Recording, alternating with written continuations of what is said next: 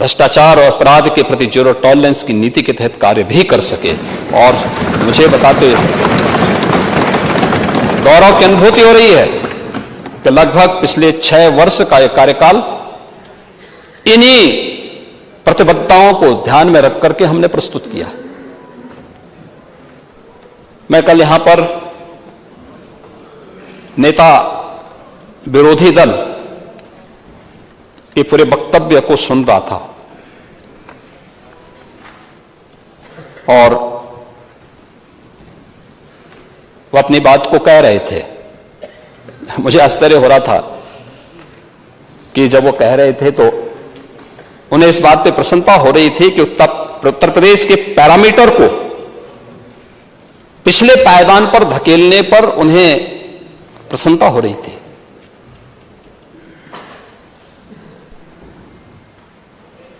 उत्तर प्रदेश पीछे क्यों भाग रहा था? सत्र के पहले हर एक क्षेत्र में पीछे क्यों जा रहा था? हम सब जानते हैं, हर व्यक्ति इस बात को जानता है, हर समस्या के 2 समाधान होते हैं। हर समस्या के 2 समाधान, भाग लो या भाग लो।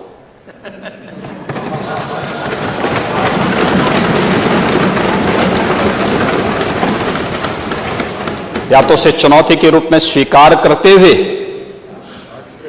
उसका सामना करो, उस प्रकार की कार्य योजना बनाओ और उसके समाधान के स्तर पर पहुंचाओ जैसे कि 6 वर्ष के अंदर किया गया।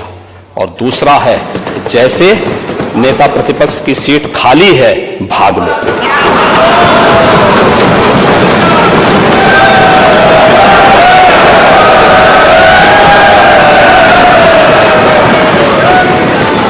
और ये केवल यहीं पे नहीं हुआ है,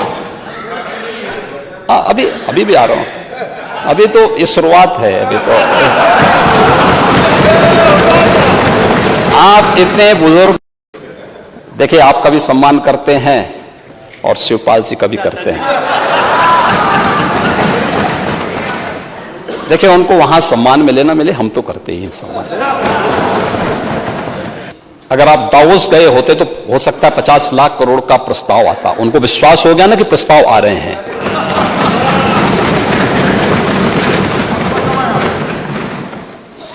लेकिन ये जो 33 से 35 लाख करोड़ रुपए के प्रस्ताव आए हैं, ये भी जन विश्वास और सरकार की क्रेडिबिलिटी का ही प्रतीक है। ये उसी का प्रतीक है। क्यों नहीं आता था 17 के पहले? और 2013 की उस वाकया को दुनिया थोड़े भूली होगी, जब कुंभ के बारे में एक प्रेजेंटेशन करने के लिए हार्वर्ड विश्वविद्यालय गए थे और चचा जान को जो है तलाशी से गुजरना पड़ा था। उसके बाद लोग विश्वविद्यालय ही नहीं पहुंच पाए। प्रदेश की क्या स्थिति हुई थी? हमने प्रदेश को कहां पहुंचाया था?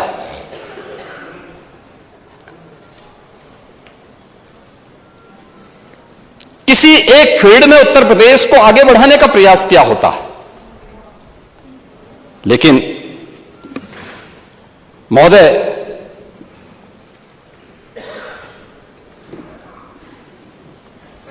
इस बजट में अगर आप देखेंगे तो हमने जनता से जो वादे किए थे उन सबको भी उसमें समाहित किया है। 2022 के विधानसभा चुनाव के पहले लोक कल्याण संकल्प पत्र हमारी पार्टी ने जारी किया था और हमारी पार्टी ने जनता के सामने जो वायदे किए थे, कुल 130 संकल्प थे। अब आप लोग भी वैसे संकल्प जारी कर रहे हैं। पहले आप लोग अपना घोषणा पत्र घोषित करते थे, घोषणाएं बड़ी बड़ी होती थी लेकिन वो कभी पूरी नहीं होती थी।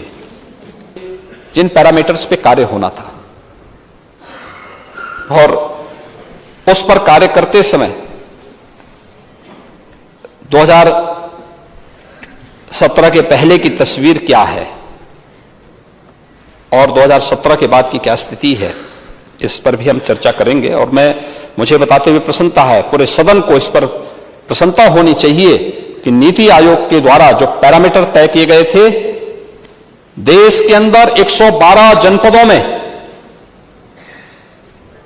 जिन 10 जनपदों ने विकास की रफ्तार को सामान्य जनपदों की तर्ज पर आगे बढ़ाया है, 10 में से 5 उत्तर प्रदेश के जनपद थे, 5। और टॉप 20 में उत्तर प्रदेश के सभी 8 के 8 जनपद है।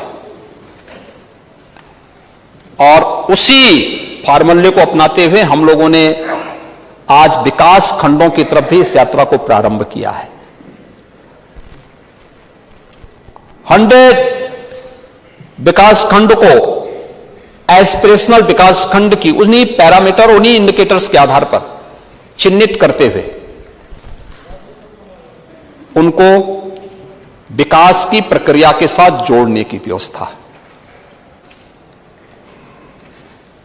बजट में 100 नगर निकायों की भी घोषणा हुई है। हम सब जानते हैं पिछले 5 वर्ष के अंदर, 6 वर्ष के अंदर नगर निकायों की संख्या बढ़ी है। आज 762 नगर निकाय हैं। ये 762 नगर निकाय, इन 762 नगर निकायों में बहुत सारे ऐसे हैं जो ग्रामीण पृष्ठभूमि से अभी नए नए नगर निकाय बने हैं। हर व्यक्ति की अभिलाषा होती है कि नगरीय सुविधा का लाभ हमें भी मिले, और मिलना भी चाहिए। ये किसी भी सरकार की जिम्मेदारी बनती है कि वहां की जनता को उनका हक दे, उनका अधिकार दे, उनकी भावनाओं के अनुरूप वहां पे विकास की बुनियादी सुविधाओं को उपलब्ध करवाने का कार्य करे। और पहली बार 100 नगर निकाय को चिन्हित करने के लिए भी बजट की व्यवस्था की गई है, जिसमें हम लोग उनको चिन्हित करेंगे। स्मार्ट सिटी से अलग है, अमृत योजना का अलग है, पंडित दीनदयाल उपाध्याय नगरीय विकास की योजनाओं का अलग है। और ये 100 नगर निकाय वे होंगे जो अभी ग्रामीण पृष्ठभूमि से निकल करके आए हैं, लेकिन एक उनके मन में चाहत है कि मैं भी विकास की इस प्रक्रिया के साथ जुड़ सकूं। उन पे भी अब पैरामीटर तैयार करते हुए उन पर भी हम आगे कार्य करने जा रहे हैं। बजट का प्रावधान इसके लिए भी यहां पर किया गया है। महोदय, इसके साथ ही प्रदेश के अंदर हर जनपद की, यानी स्टेट की जीडीपी तो है, हर जनपद की भी अपनी जीडीपी हो। और मैं अभिनंदन करूंगा पूरे सदन का कि उसकी शुरुआत आप लोगों ने कर दी है। ग्लोबल इन्वेस्टर समिट के हर जनपद में आयोजन करके शुरुआत कर दी है कि विकास की चाहत हर जनपद की है और विकास हर जनपद का होना चाहिए। पहली बार हो रहा है उत्तर प्रदेश के अंदर, हर जिले के अंदर निवेश के प्रस्ताव आए हैं, हर जनपद के अंदर। एस्पिरेशनल विकास खंडों की अगर हम डाटा देखेंगे, अच्छे अच्छे व्यक्ति जो उत्तर प्रदेश का शुभचिंतक होगा, हृदय प्रफुल्लित होगा उसका,